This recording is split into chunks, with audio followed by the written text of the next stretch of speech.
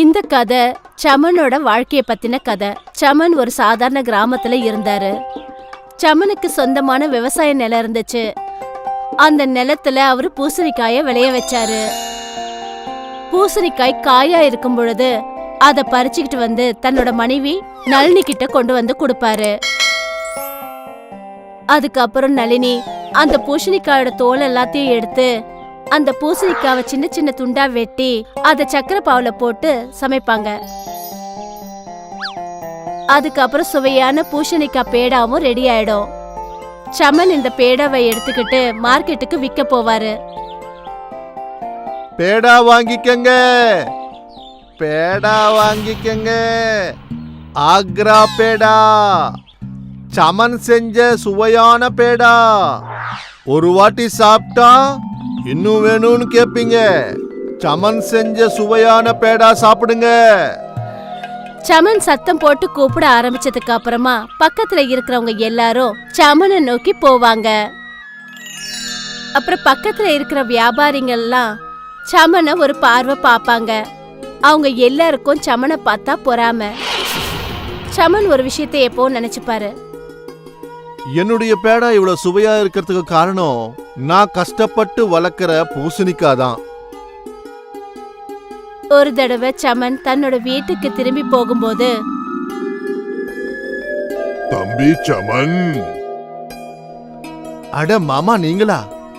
ரொம்ப நாளா உன்னை பார்க்கணும்னு நினைச்சிட்டு இருந்தேன். ஆனா இன்னைக்குதான் உன்னை பார்க்க முடிஞ்சது. வா, நம்ம வீட்டுக்கு போலாம். சமனை கூட்டிக்கிட்டு அவங்க மாமா அவரோட வீட்டுக்கு போனாரு. பல்லவி, தண்ணி கொண்டு வா அம்மா. இதோ கொண்டு வரேன்ப்பா. பல்லவி ரொம்ப அழகா இருப்பா. அவ தண்ணி கொண்டு வந்து கொடுக்கும்போது சமன் அவளை பார்த்ததோ அப்படியே அசந்து போய் நின்னான். முதல்ல தண்ணி குடிப்பா. சரி மாமா. வேற என்ன விசேஷங்கள் சொல்லு. வியாபாரம்லாம் எப்படி இருக்கு?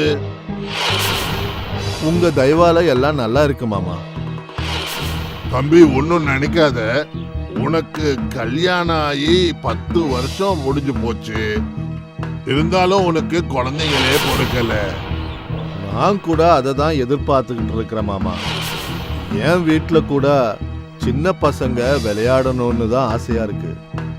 இதெல்லாம் ஒரு பிரச்சனையா? இன்னொரு கல்யாணம் பண்ணிக்கோ. எனக்கு யார் பொண்ணு கொடுப்பாங்க மாமா? முதல்ல நீ ஓகே சொல்லு. என் பொண்ண உனக்கு கொடுத்து கல்யாணம் பண்றேன். அவர் சொன்னதை கேட்டு சமனுக்கு நம்பிக்கையே வரல. சமன் வீட்டுக்கு போனாரு. அவர் தன்னோட மனைவிய பார்த்தாரு. இங்க நளினி இருக்கா. அவள அழகா ஒன்னும் இல்ல. அதுவும் இல்லாம மூஞ்சில எல்லாம் சுருக்கம் வந்துருச்சு அவளுக்கு. பல்லவி இருக்காளே, அவ ரொம்ப அழகா இருக்கா.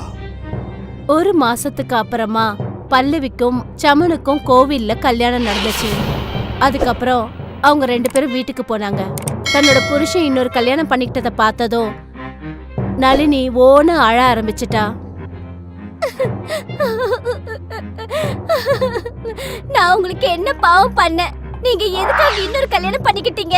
உன்னால இவ்வளவு நாளா எனக்கு ஒரு குழந்தைய பெத்து கொடுக்க முடியல. இதான் நீ செஞ்ச பெரிய தப்பு. இனி என் வீட்டுல இருந்து வெளியில போ.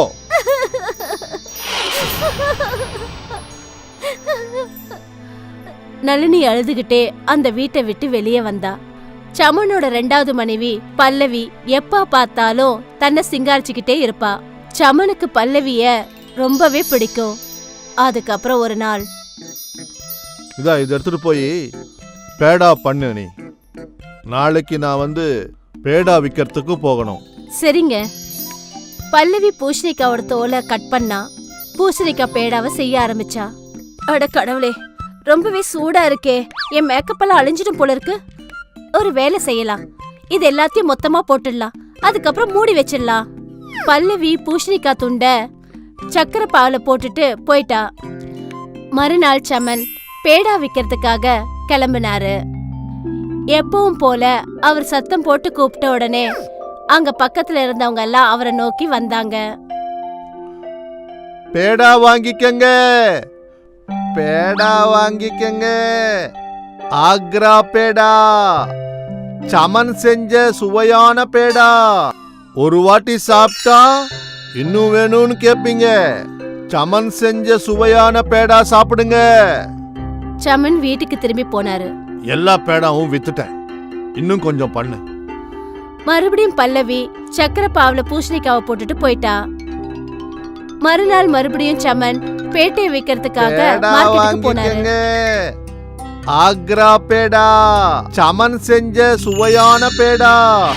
ஒரு வாட்டி சாப்பிட்டா இன்னும் வேணும்னு கேப்பீங்க. சமன் செஞ்ச சுவையான பேடா சாப்பிடுங்க. இவரு கூப்பிட்டதுக்கு அப்புறம் கூட யாருமே அவர்கிட்ட வரல. சமன் யோசிக்க ஆரம்பிச்சாரு. அட, என்ன இது? யாருமே பேடாவை வாங்கவே இல்ல. சமன் சாயந்தரம் வரைக்கும் உட்கார்ந்திருந்தாரு. ஆனா அங்க யாருமே வரல. இன்னைக்கு நாள் நல்லா இல்ல, ஒருத்தர் கூட வாங்க வரவே இல்ல. ஆனா ஏன் இப்படி நடந்தது? ஒருவேளை என்னுடைய பேடால ஏதாவது பிரச்சனையா? சமன் அவர் வச்சிருந்த பேட்டை ஒன்னு எடுத்து சாப்பிட்டு பார்த்தாரு. ப்பு, ப்பு, ப்பு, ப்பு. இவ்வளோ கேவலமா இருக்கு. சீ, அதனாலதான் யாருமே வாங்க வரல. சமன் பல்லவி மேல ரொம்ப கோவத்துல வீட்டுக்கு திரும்பி போனாரு. பல்லவி, பல்லவி, என்ன இது? யாராவது இந்த பேடாவை சாப்பிடுவாங்களா? இதுல எதுவுமே வேகவே இல்ல. எனக்கு என்ன தெரியுமோ அதத்தான் செஞ்சேன். அது மட்டும் இல்லாம எப்ப பார்த்தாலும் அடுப்புக்கிட்டே உட்கார்ந்துருக்க என்னால முடியாது. என்னோட மூஞ்சி கருப்பாயிடும், அப்புறம் என்னோட மேக்கப் எல்லாம் கலைஞ்சு போயிடும். உனக்கு உன் மேக்கப், உன் மூஞ்ச பத்தி தான் யோசனை. ஆனா என்னுடைய வியாபாரம், அதுக்கு என்ன சொல்ற? அத நீங்க தான் பாத்துக்கணும். இது உங்களோட சொந்தமான தொழில், நீங்க தான் பேட்டா செய்யணும். உன்னை விட நளினி எவ்வளவோ பரவாயில்ல. ஒரு நாள் கூட அவ எனக்கு மறுப்பு சொன்னதே இல்ல. அதே மாதிரி அவ பண்ற பேடா எவ்வளவோ நல்லா இருக்கும். என் புத்தி கெட்டு போய் உன்னை கல்யாணம் பண்ணிக்கிட்டேன். நீங்க இந்த மாதிரி பேட்டா செய்யறதுக்காக தான் என்ன கல்யாணம் பண்ணிக்கிட்டீங்கன்னா அத முன்னாடியே சொல்லிருக்கலாமே. நான் உங்களை கல்யாணம் பண்ணிருக்கவே மாட்டேன். நான் கிளம்புறேன் எங்க அப்பா வீட்டுக்கு. பல்லவி வீட்டை விட்டு போயிட்டா. இப்போ சமன் தான் செஞ்ச தப்ப நினைச்சு ரொம்பவே வருத்தப்பட்டாரு. ஏன் நான் இந்த மாதிரி பண்ணிட்டேன்? ஐயோ. சமன் அழகால அடிமையாகி தன்னோட முதல் மனைவிய கைவிட்டுட்டாரு. அதனாலதான் பசங்களா சொல்லுவாங்க, உண்மையான அழகு முகத்திலயோ கலர்லயோ இல்ல, நல்ல குணங்கள்ல தான் இருக்கு.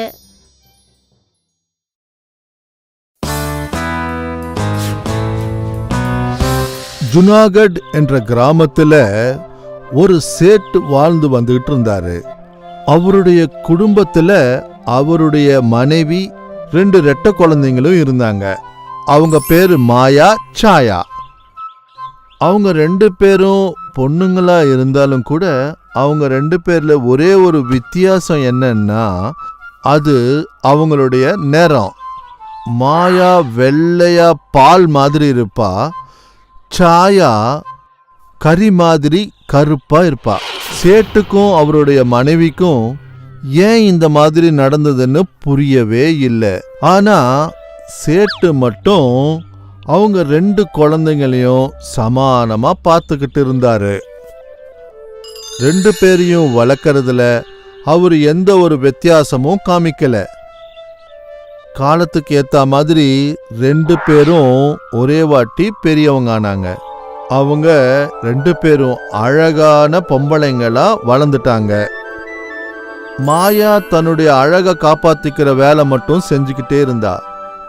சாயா வளர்ப்பு பிராணிகளோட ரொம்ப அந்யோன்யமா இருப்பா. சாயா கிட்ட ஒரு வளர்ப்பு கிளி இருந்தது, அது பேரு மினி. அதே மாதிரி ஒரு சின்ன நாய்க்குட்டியும் இருந்தது, அது பேரு புட்டு.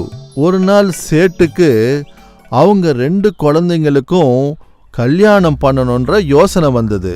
அதனால அவங்க பொண்ணுங்க 2 பேரையும் அவருடைய மனசுக்கு பிடிச்ச மாப்பிள்ளைகளா பார்த்து கல்யாணம் பண்ணணும்னு நினைச்சாரு. அதுக்காக அவர் என்ன பண்ணாருன்னா, அந்த பொண்ணுங்களுடைய பிறந்த நாள் அன்னைக்கு ஒரு விருந்தை ஏற்பாட்டு பண்ணாரு.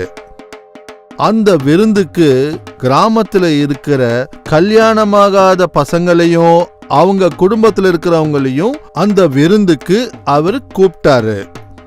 எல்லாரும் வந்து மாயாவுக்கும் சாயாவுக்கும் வாழ்த்துக்கள் சொன்னாங்க. ஆனா எல்லாருமே மாயாவை தான் பார்த்துக்கிட்டே இருந்தாங்க. யாருமே சாயாவை ஏறெடுத்து கூட பார்க்கல. விருந்து முடிஞ்சு போனதுக்கு அப்புறம் சாயா தன்னுடைய அறைக்கு போய் ரொம்ப வருத்தப்பட்டா. என்னை யாருக்குமே பிடிக்க மாட்டேங்குது. யாருமே என்ன திரும்பி கூட பார்க்க மாட்டேங்கிறாங்க. என்னுடைய நிறம் கருப்பா இருக்கிறது என்னுடைய தப்பா? அந்த சமயத்துல சாயா வளர்த்துக்கிட்டு இருந்த தன்னுடைய நாய்க்குட்டி தங்கிட்ட வந்தது. சாயா அதை பிடிச்சுக்கிட்டு அழுதுகிட்டே இருந்தது. ஆனா அப்போதான் தன்னுடைய வளர்ப்பு நாய்க்குட்டியும் கிளியும் தன்னுடைய ஆடையை இழுத்துக்கிட்டு இருந்தது. அப்படின்னா என்ன அர்த்தம்? அதுங்க ரெண்டும் சாயாவை எங்கேயோ கூட்டுக்கிட்டு போறாங்க. சாயா புட்டு மினியோட பின்னாடி போனா. புட்டுவும் மினியும் சாயாவை ஒரு காட்டு வழியில கூட்டிட்டு போனாங்க. ஆமா, நீ என்ன எங்க கூட்டிட்டு போற?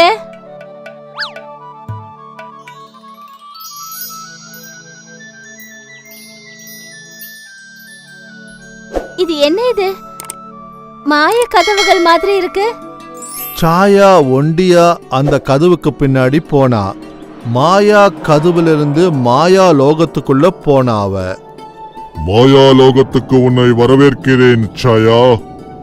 உன்னுடைய துக்கத்துக்கு சமாதானம் இங்க கிடைக்கும்னு நான் நினைக்கிறேன். சாயா முன்னாடி நடந்து போயிட்டு இருந்தா. அதுக்கப்புறம் இந்த மாயா லோகத்துல அவ ஒரு மானை பார்த்தா. அது ஒரு வலையில சிக்கிக்கிட்டு இருந்தது. அட, என்ன இது? நீ மாட்டிக்கிட்டியா? இரு, நான் உன்னை வந்து காப்பாத்துறேன். சாயா அந்த மானை விடுவிச்சு விட்டா. ரொம்ப நன்றி, நீ ரொம்ப நல்லவ. ஆ, நீ என்ன பேசுறியா? ஆமா, நீ முன்னாடிக்கு போ. அந்த மான் அங்கிருந்து மாயமாயிடுச்சு. அதுக்கப்புறம் சாயா முன்னாடிக்கு நடக்க ஆரம்பிச்சா. சாயா கொஞ்சம் முன்னாடிக்கு போன உடனே ஒரு வாத்தை பார்த்தா.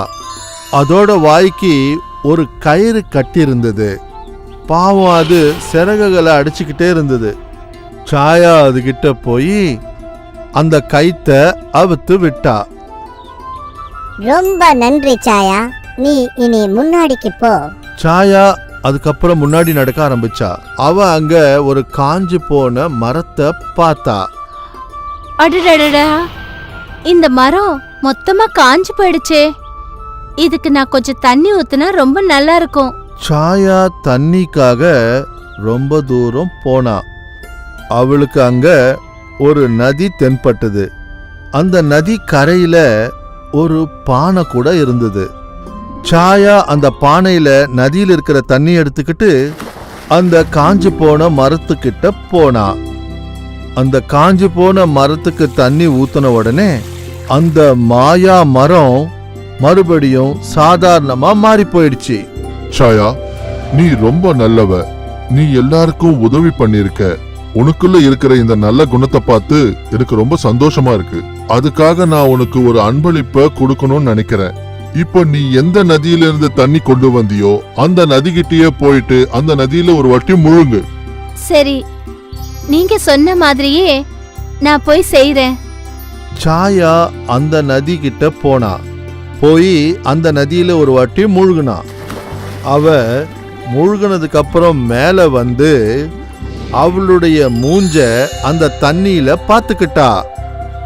அட, என்ன இது? இது நான் தானா? என்னுடைய நிறம் வெள்ளையா மாறி போயிருக்கு. உடனே ஆகாயத்திலிருந்து ஒரு குரல் கேட்டது. சாயா, நீதான் இப்போ ஜெயிச்சிருக்க. நீ எப்போ இந்த மாயா ஜீவன்களுக்கு உதவி செஞ்சியோ அந்த ஜீவிகள் எல்லாம் உனக்கு அன்பளிப்பா அந்த வெள்ளை நிறத்தை கொடுத்திருக்காங்க. இது அப்படியே உன்னுடைய மனசு மாதிரியே வெள்ளையா இருக்கு. இது உன்னுடைய அழகான உள்ளம் மாதிரியே அழகா மாறிப்போச்சு. அப்போ ஒரு மாய நடந்தது. உடனே சாயா மினி புட்டு கிட்ட திரும்பி வந்தா. மாறிப்போன சாயாவை பார்த்து ரெண்டுமே சந்தோஷமா மாயாவை சுத்தி வந்துகிட்டு இருந்தாங்க. சாயா மறுபடியும் அவங்க ஊருக்கு போய்கிட்டு இருந்தா. அப்போ கிராமத்தில் இருக்கிறவங்க மக்கள் எல்லாம் சாயா மினுமினுக்கிறத பார்த்துட்டு ரொம்ப ஆச்சரியப்பட்டாங்க.